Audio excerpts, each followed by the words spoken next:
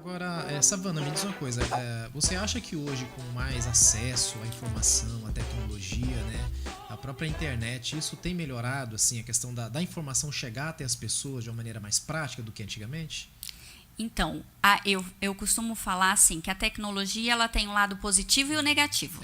Então, da mesma forma que ela contribui e nos ajuda, ela também nos atrapalha em alguns pontos, porque esse excesso de facilidade à informação vem também os prejuízos. Então, assim, vem o consumo de pornografia muito grande, muito fácil esse acesso que antigamente, há umas décadas atrás, nós não tínhamos. Então, hoje se vê crianças e adolescentes muito precocemente... Despertando, às vezes, precocemente. Isso, né, uma erotização infantil. Então, tendo acesso a conteúdos inapropriados por conta dessa facilidade que a internet traz. Desenvolvimento. Sim, e aí trazendo uma violência sexual para eles. Então, assim, e todo esse acesso a essa informação precocemente de forma inadequada, ela vai trazer prejuízos, sim, tanto na fase atual como lá na frente, na fase adulta. Então, assim, por isso, assim, aí a informação, a tecnologia, ela tem muito a acrescentar quando as informações são adequadas, né? Que elas são saudáveis. Sim. Aí ela vai nos ajudar como benefício. Eu acredito que tem que saber filtrar muito, né, as informações, que hoje, infelizmente, conteúdo tem vários, né?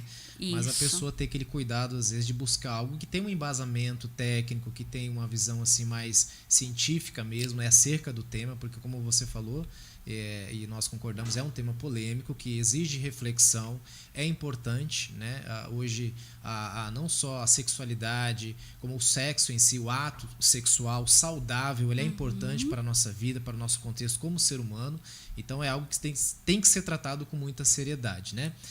Hoje, dentre essas demandas que chegam até você, né, no seu consultório, na sua clínica, qual é a maior procura hoje por parte das pessoas? São as disfunções? São questões relacionadas com o próprio comportamento mesmo? O que está mais em evidência ultimamente que você percebe no seu olhar clínico, profissional, que está tendo mais assim, sendo mais acentuado hoje em dia, nos problemas relacionados com a questão sexual das pessoas? Tá, antes de te responder, responder essa pergunta, é bom assim todos vocês entenderem primeiro assim, que todos aqueles que apresentam queixas sexuais, o que são queixas sexuais? Que traga sofrimento à vida sexual para alguém, em alguma parte, em algum movimento ali, que ele esteja insatisfeito, já é uma queixa sexual. Sim. Então ele precisa procurar ajuda. Como que ela consegue identificar assim que ela tem alguma... Então, aí é isso que eu vou te explicar. Aí assim, eu não estou satisfeita sexualmente, então eu já posso procurar ajuda profissional. Aí depois que a gente vai começar a avaliar o porquê que ela não está satisfeita, porque assim, toda queixa sexual, pequenos problemas quando não tratados de forma adequada e no tempo adequado, ela depois caminha para um processo mais evolutivo. Sim. Gerando as disfunções sexuais, os transtornos sexuais. Então, por exemplo, hoje um homem apresenta uma perda de ereção de vez em quando, uma ejaculação precoce de vez em quando. Então, assim, aquilo gera sofrimento para ele porque fere a masculinidade dele. Ainda mais o homem que se cobra muito, né? Aí as disfunções sexuais, elas têm causa orgânica e psicológica. Então, eu trato as de causas psicológicas. E aí, quando elas são de causa orgânicas, elas precisam também do tratamento psicológico para ajudar esse paciente a lidar com aquela queixa, certo? Então, o que são ali as causas psicológicas? Vai entrar o estresse, a ansiedade, muitas doenças também, que diabetes, hipertensão, vão causar também algumas... Vão agravar ainda mais esse quadro, né? Vai causar ali disfunções sexuais. Mas aí, o que acontece? Alguns vícios também, né?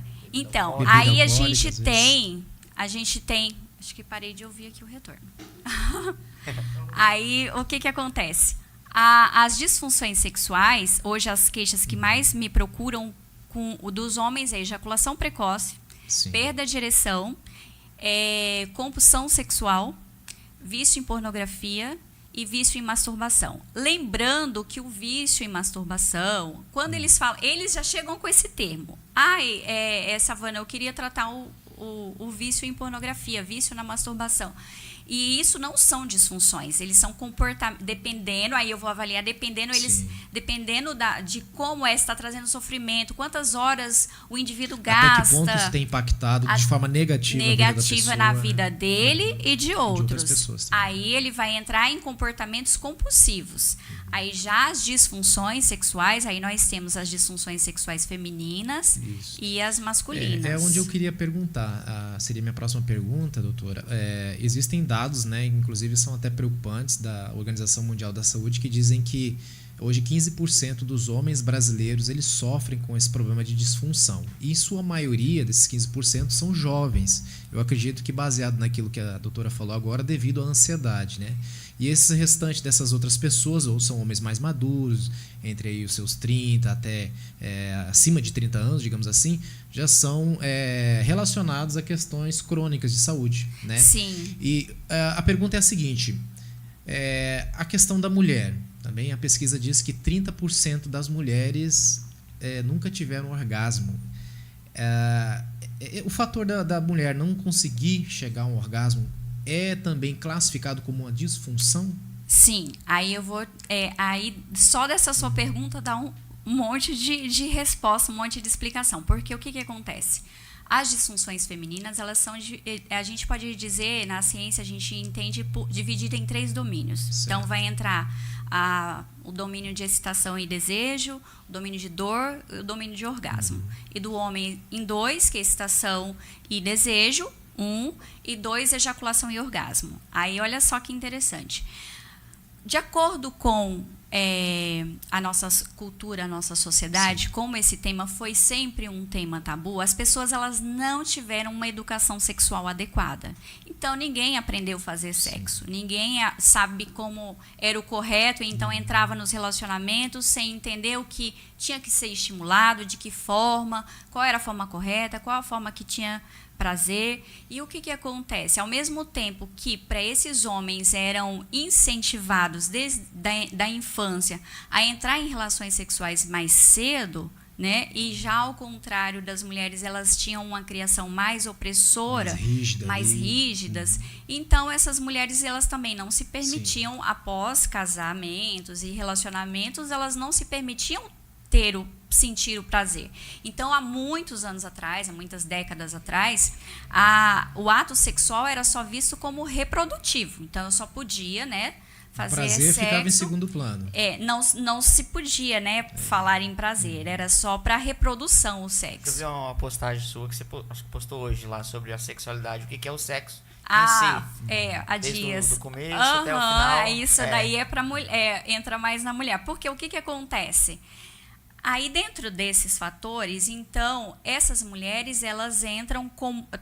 As mulheres não, todos. O homem e as mulheres entram carregados de mitos, sim, acreditando que é uma coisa e não é. Então, assim, a disfunção acontece quando ocorre um bloqueio ou uma falha na resposta sexual adequada. Então, se em algum desses domínios que eu expliquei, tanto das mulheres como do homem, há uma falha, há um bloqueio no ato sexual, nas relações sexuais, então aquilo já é disfuncional. Sim. Esse bloqueio, ele pode também ser um bloqueio psicológico, como um trauma, né? Sim. Um trauma, às vezes, da infância, ou, por exemplo, há muitos indícios de mulheres que foram vítimas de violência, tem esse bloqueio, às vezes tem muita dificuldade, inclusive, em ter, sim, uma vida sexual saudável em virtude, sim, desse trauma.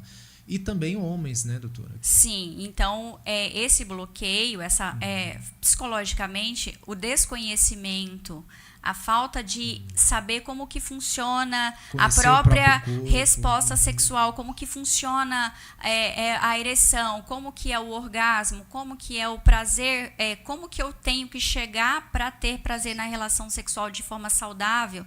Então, o desconhecimento também é fator de predisposição para disfunção. Então, principalmente quando se passa mulheres e homens, porque não só são mulheres que são vítimas de abuso sexual, homens também, né, foram. entendeu? Então acaba repercutindo diretamente na vida sexual. Então, assim, aí vai ter dor, vai sentir medo, vai sentir nojo, vai ter aversão ao ato sexual. E aí sim a gente precisa trabalhar todas essas questões para que essas pessoas elas venham ter uma vida sexual mais saudável e satisfatória. Então, assim, nos homens, por exemplo, nesses domínios que eu falei de excitação, de desejo, excitação, orgasmo, e ejaculação e orgasmo, então, assim, quando há alguma falha nesse meio termo causado ali por estresse, ansiedade. E aí, da mesma forma que a mulher teve uma educação mais rígida, o homem, a masculinidade dele está ali diretamente ligada a ele manter uma ereção, ao tempo ejaculatório. Aí acaba ele também sendo carregado de uma pressão psicológica. E acaba que ele se preocupa mais com ele do que a própria parceira, né? Porque como ele fica diz aquela pressão nele. É o fardo da alta performance.